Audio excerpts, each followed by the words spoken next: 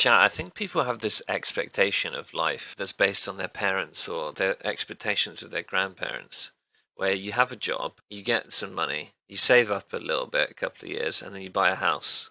Like that's what happened to our grandparents or our parents, depends on how old you are. Maybe it happened to you if you're a true boomer. But that situation, that standard expectation, is actually the exception.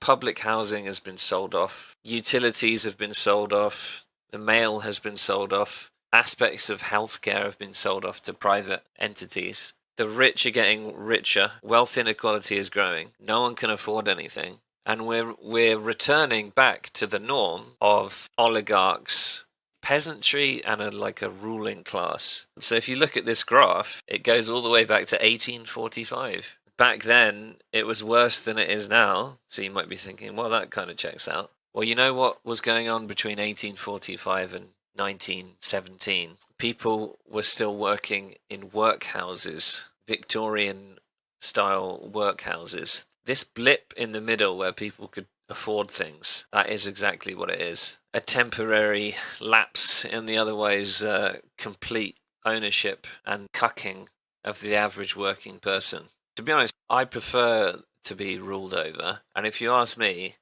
the problem isn't rich people. The problem is other poor people that look different to me.